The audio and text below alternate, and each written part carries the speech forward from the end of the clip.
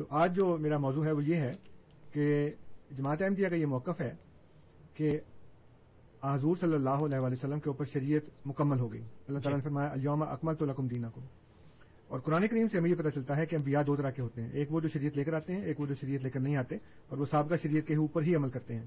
اور اس کی ایک بہت بڑی مثال حضرت موسیٰ علیہ السلام کی قوم میں ہے کہ جس میں اللہ تعالیٰ نے ان کو تورات دی اور فرمایا کہ فیہا ہدی و نور, اس کے اندر ہدایت اور نور تھی. اور یحکم بہا النبیون, تو تمام انبیاء جو حضرت موسیٰ علیہ السلام اور حضرت عیسیٰ علیہ السلام تک آئے ہیں وہ اسی کے مطابق فیصلے کرتے تھے. جی وہی شریعت تھی, ایک وہ شریعت نہیں بدلی, وہی تورات رہی ہے ان کے لیے. تو اس کا مطلب یہ ہے کہ ایک شریعت ہو تو اس کے اوپر کئی انبیاء آ سکتے ہیں جو اس کے اوپر عمل کرتے ہیں. تو ہمارا یہ موقف ہے کہ بغیر شریعت کی نبوت جو ہے وہ پہلے بھی جاری تھی, آج بھی جاری ہے. جو ختم ہوئی ہے وہ شریعت والی نبوت ختم ہوئی ہے. اور حضرت عیسیٰ علیہ السلام کے آنے کے جو قائل ہیں جن سے ہی ان کی جسم سمیت جو آنے کے قائل ہیں وہ بھی یہ کہتے ہیں کہ حضرت عیسیٰ علیہ السلام اپنی شریعت اور اپنی نبوت پر نہیں بلکہ حضور صلی اللہ علیہ وسلم کی شریعت پر عمل کریں گے. یہ بھی وہ کہتے ہیں. تو فرق صرف پرسنالٹی کا ہے, آنے کا اور شریعت کے بغیر آنے کا اور نبوت کرنے کا اور نبی ہونے کا. یہ بھی لوگ قائل ہیں, وہ میں نے پہلے بھی بتا چکا ہوں. تو سب سے پہلے میں یہ حوالہ پیش کرتا ہوں, یہ شیخ الاکبر محی الدین ابن عربی رحمۃ اللہ علیہ کا ہے. وہ اپنی کتاب فصوص الحکم میں فرماتے ہیں کہ وَأَمَّا النَّبُوَّةُ تشریع و رسالت فمنقطع, کہ جو شریعت اور رسالت والی نبوت ہے یعنی ویسی رسالت جو شریعت والی ہو, ایسی نبوت جو شریعت والی ہو وہ منقطع ہو گئی ہے. وفی محمد صلی اللہ علیہ وسلم کا دن کا تاج, اور محمد صلی اللہ علیہ وسلم میں تو اس کا انقطاع ہو گیا ہے, وہ ختم ہو گئی ہے. فلا نبی بعدہ, پس ان کے بعد کوئی نبی نہیں ہے. یعنی مشرعن اور مشرعن لہو, یعنی وہ جو شریعت لے کر آئے. ولا رسول و هو المشرع, اور کوئی ایسا رسول نہیں ہے جو شریعت لے کر آئے. اور آگے وہ فرماتے ہیں کہ دون الحق بانقطاع نبوت و رسالہ الا ان اللہ لطف بعبادہ, کہ اس کے جو انقطاع ہوا ہے نبوت اور رسالت کا, اللہ تعالیٰ نے اپنے بندوں پر ایک لطف کیا ہے, ایک مہربانی کی ہے. فابقا لہم النبوۃ العامہ, ان کے لیے ایک ایسی عام نبوت جو ہے اس کو بقا بخشا ہے, اس کو باقی رکھا ہے. التی لا تشریع فیہا, جس کے اندر شریعت نہیں ہے. وابقا لہم التشریع فی الاجتہاد فی ثبوت الاحکام, اور ان کے لیے شریعت کے اندر ثبوت احکام کے لیے اجتہاد کو باقی رکھا ہے. جی وابقا لہم الوراثۃ فی التشریع, اور شریعت میں ان کے لیے وراثت بھی رکھی ہے. فقال العلماء ورثۃ الانبیاء, بس یہ کہا گیا کہ علماء جو ہیں وہ انبیاء کے وارث ہوتے ہیں. تو حضرت شیخ محی الدین ابن عربی اپنی کتاب فصوص الحکم, یہ کتاب جو ہے جس کے ناشر ہیں دارالکتاب العربی بیروت لبنان سے شائع ہوئی ہے, اور اس کے صفحہ نمبر 135 کے اوپر 134 اور 135 پہ انہوں نے بات لکھی ہے. اس کے بعد یہ تو فصوص الحکم سے حوالہ تھا ان کا. انہی کا ایک دوسرا حوالہ ہے الفتوحات المکیہ, اور اس میں وہ فرماتے ہیں کہ فإن النبوۃ التي انقطعت بوجود رسول اللہ صلی اللہ علیہ وسلم, کہ وہ نبوت جو حضور صلی اللہ علیہ وآلہ وسلم کے وجود سے منقطع ہوئی ہے, ختم ہوئی ہے. انما هي نبوۃ التشریع, کہ وہ شریعت والی نبوت ہے. ان رسالت و نبوت قد انقطعت فلا رسول بعدی ولا نبی, پس وہ رسالت اور نبوت حضور صلی اللہ علیہ وسلم پر ختم ہوئی ہے, پس ان کے بعد کوئی رسول نہیں اور کوئی نبی نہیں. اے لا نبی بعدی, یعنی جو ان کا قول ہے کہ میرے بعد کوئی نبی نہیں ہے. یکون علی شرع یخالف شرعی, یعنی کہ کوئی ایسا ہو جو میری شریعت کے مخالف شریعت لے کر آئے. بل اذا کان یکون تحت حکم شریعتی, بلکہ وہ ایسا جو میری ہی شریعت کے حکم کے تحت ہو. تو اس کے متعلق وہ یہ فرماتے ہیں کہ حضور صلی اللہ علیہ وآلہ وسلم کی یہ پوری لمبی عبارت ہے, اور اس میں انہوں نے یہ بتایا ہے کہ حضور صلی اللہ علیہ وآلہ وسلم کی شریعت کے ماتحت جو ہوگا, جو اپنی شریعت نہیں لے کر آئے گا, جو حضور صلی اللہ علیہ وسلم کی شریعت کو ختم نہیں کرے گا, وہ آ سکتا ہے. یہ تیسرا حوالہ کتاب الیواقیت والجواہر سے ہے, اور یہ کتاب لکھی ہے علامہ عبد الوہاب الشعرانی نے, اور اس میں بھی وہ یہی بات بیان کرتے ہیں. وہ کہتے ہیں کہ فإن مطلق النبوۃ لم یرتفع, جو مطلق نبوت ہے وہ نہیں اٹھی. وإنما ارتفع النبوۃ تشریع فقط, جو اٹھی ہے نبوت وہ صرف شریعت والی نبوت اٹھی ہے. اور وہ کہتے ہیں وقولہ ہی صلی اللہ علیہ وسلم فلا نبی بعدی ولا رسول, بس جو حضور صلی اللہ علیہ وآلہ وسلم کا قول ہے کہ میرے بعد کوئی نبی نہیں اور کوئی رسول نہیں, المراد بھی لا مشرع بعدی, اس سے مراد یہ ہے کہ کوئی شریعت والا نہیں آئے گا. اچھا جی، اب چوتھا جو حوالہ ہے وہ کتاب ہے الاشاعت لاشراط الساعت. اس کتاب کے مصنف ہیں امام محمد بن عبد الرسول الحسینی الشہرزوری البرزنجی. یہ عام طور پہ برزنجی کے نام سے مشہور ہیں، جو لمبا سا میں نے نام لیا وہ ان کی کتاب پہ لکھا ہوا ہے. اور یہ کتاب جو ہے یہ دار الحجرہ للطباعت والنشر والتوزیع دمشق بیروت اور دار النمیر دمشق، دو اس کے پبلشر ہیں. انہوں نے یہ کتاب جو ہے شائع کی ہے. اور یہ اس کا جو پہلی اشاعت ہے وہ 1993 میں ہوئی تھی، اور جو دوسری اس وقت میرے پاس ہے وہ طبع ثانیہ جو ہے وہ 1995 میں شائع ہوئی تھی.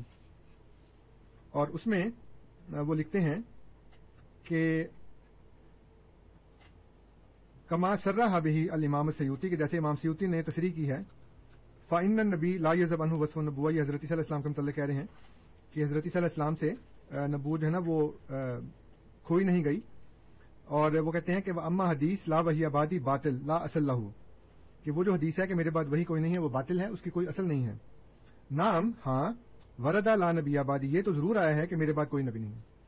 وما ناہ عند العلماء، اور علماء کے نزدیک اس قول کا، اس حدیث کا یہ معنی ہے انہ لا یحدث بعدہ نبی بشرع ینسخ شرعہ، کہ ان کے بعد کوئی ایسا نبی نہیں آئے گا جو اپنی شرع سے آپ کی شرع کو منسوخ کر دے.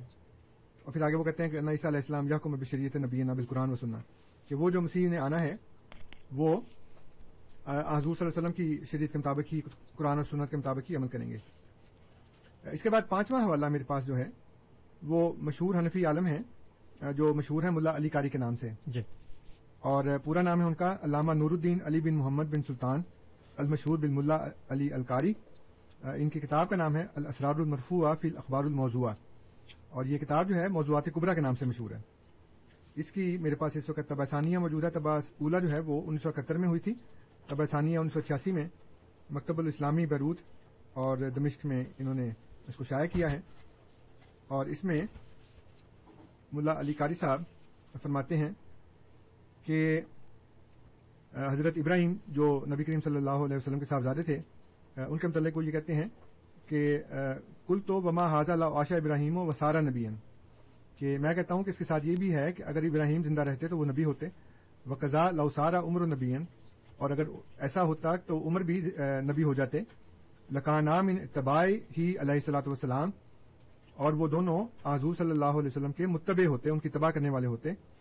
فلا یناقض قولہ، بس وہ یہ جو قول ہے اللہ تعالیٰ کا وہ خاتم النبیین، اس میں کوئی تناقض نہیں ہے، یعنی اس کو کانٹراڈکٹ نہیں کرتا یہ قول. از المعنی، کیونکہ اس کا معنی یہ ہے انہ لا یاتی نبی بعدہ، کہ ان کے بعد کوئی ایسا نبی نہیں آئے گا ینسخ ملتہ، جو ان کی ملت کو منسوخ کر دے، ولم یکن من امتہ، اور ان کی امت میں سے نہ ہو.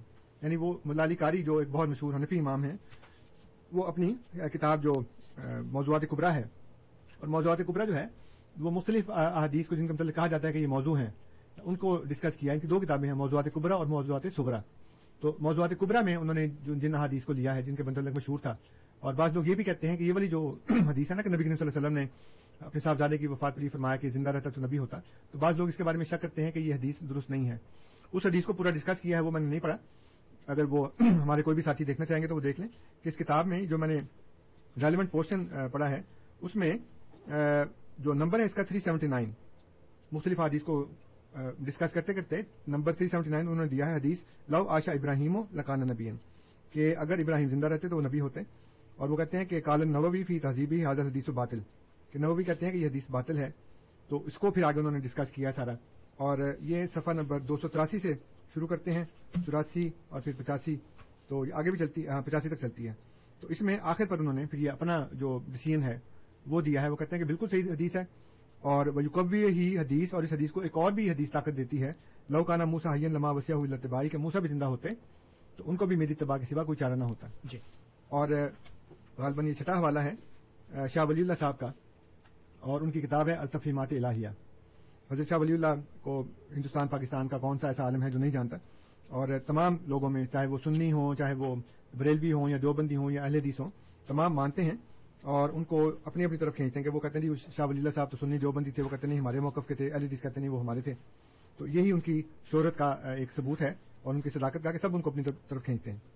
تو اس کتاب کے جلد ثانی پہ صفحہ نمبر 72 پر یہ آخری جملہ ہے جو آگے چلتا ہے پھر وہ فرماتے ہیں شاہ صاحب رحمۃ اللہ علیہ کہ وختم بہ النبیون، اور ان پر نبیوں کا اختتام ہو گیا، یعنی کہ لا یوجد بعدہ، ان کے بعد کوئی بھی ایسا نہیں پایا جائے گا، من یامرہ اللہ سبحانہ، جس کو اللہ سبحانہ و تعالی امر کرے بالتشریع علی الناس، لوگوں کے اوپر کوئی تشریع دے کر. تو وہ بھی حضرت شاہ ولی اللہ بھی یہاں پہ یہ فرما رہے ہیں کہ ایسا کوئی نہیں آئے گا جس کو اللہ تعالیٰ نئی شریعت دے، مطلب کہ بغیر شریعت کے آ سکتا ہے. اور آخری حوالہ اس سینس میں، ابھی تو کافی میرے پاس اور ہیں، لیکن یہ جو ہم نے موضوع شروع کیا ہے کہ جو بغیر شریعت کے نبی ہے وہ آ سکتا ہے اور شریعت والا نہیں آ سکتا، کیونکہ شریعت اسلامی اکمل ہے، پرفیکٹ ہے، اور جو پرفیکٹ ہوتی ہے اس میں امپروومنٹ نہیں ہو سکتی، اس کو ریپلیس نہیں کر سکتے آپ. یہ آخری حوالہ میرے پاس مولانا ابوالکلام آزاد کا ہے جی، اور ان کی کتاب ہے مسئلہ خلافت. اس مسئلہ خلافت کتاب میں، جس کے ناشر ہیں المکتبۃ الرحمانیہ 99 جے ماڈل ٹاؤن لاہور، سن اشاعت ہے اس کا 2006، مصنف ہیں مولانا ابوالکلام آزاد، اور اس کے صفحہ 33 پر وہ لکھتے ہیں کہ منصب نبوت مختلف اجزاء نظر و عمل سے مرکب ہے. جی، اجزاء جملہ ایک جز وحی و تنزیل کا مورد ہونا اور شریعت میں تشریع و تاثیر سے قوانین کا اختیار رکھنا ہے، یعنی قانون وضع کرنا اور اس کے وضع و قیام کی معصومانہ و غیر مسئولانہ قوت. اس جز کے اعتبار سے نبوت آپ کے وجود پر ختم ہو چکی تھی اور قیامت تک کے لیے شریعت و قانون کے وضع و قیام کا معاملہ کامل ہو چکا تھا. جب نعمت کامل ہو گئی تو پھر کامل چیز ہی کو ہمیشہ باقی رہنا چاہیے، اس کی جگہ کسی دوسری چیز کا آنا نقص کا ظہور ہوگا، نہ کہ تکمیل کا. الیوم اکملت لکم دینکم واتممت علیکم نعمتی ورضیت لکم الاسلام دینا. لیکن منصب نبوت اس اصلی جز کے ساتھ بہت سے طبعی اجزاء پر بھی مشتمل تھا اور ضروری تھا کہ ان کا دروازہ ہمیشہ کھلا رہے. اس چیز کو مختلف احادیث میں مختلف تعبیرات سے موسوم کیا ہے. حضرت عمر رضی اللہ تعالیٰ عنہ کے لیے محدث بالفتح کا مقام بتلایا گیا، علماء کو انبیاء کا وارث کہا گیا، مبشرات صادقہ کو نبوت کا 40واں جز قرار دیا، لم یبقى الا المبشرات، حدیث تجدید بھی اسی سلسلے میں داخل ہے. گویا اس زمانے کے ایک بہت بڑے جو مذہبی عالم تھے مولانا ابوالکلام آزاد، ان کی سیاست سے تو آپ اختلاف کر سکتے ہیں، لیکن جو انہوں نے بات کی ہے وہ بالکل قرآن کریم کے اور حدیث کے اور دوسرے بزرگوں کے عین مطابق ہے کہ شریعت کا ایک اصلی جز جو ہے وہ تو جو نبوت ہے اس کا ایک اصلی جز تو شریعت ہے، لیکن وہ فرماتے ہیں کہ اس کے ساتھ اور بھی بہت سے طبعی اجزاء پر وہ مشتمل تھا. تو شریعت تو حضور صلی اللہ علیہ وسلم پر ختم ہو گئی، اس لیے شریعت والی نبوت نہیں آ سکتی. لیکن اس کے بعد بغیر شریعت کی جو نبوت ہے وہ یہ فرما رہے ہیں کہ وہ جاری ہے اور اس کا ضروری تھا کہ اس کا دروازہ ہمیشہ کھلا رہے. تو یہ حوالہ جات ہیں پرانے بزرگوں کے سے لے کر آج تک کے دور کے بزرگوں کے، جو جماعت احمدیہ کی اس بات میں تائید کرتے ہیں کہ ہمارا جو عقیدہ ہے کہ شریعت والی نبوت ختم ہوئی ہے، بغیر شریعت کے ختم نہیں ہوئی. اور اس کے سلسلے میں اللہ تعالیٰ نے مرزا غلام احمد علیہ السلام کو نبی بنا کر بھیجا، جیسے کہ نبی کریم صلی اللہ علیہ وسلم نے فرمایا تھا کہ لیسا بینی و بینہ نبی، میرا اور اس کے درمیان کوئی نبی نہیں. تو ایک نبی نے آنا تھا جو بغیر شریعت کے ہوتا. جی، بہت بہت شکریہ انصر صاحب. سامعین کرام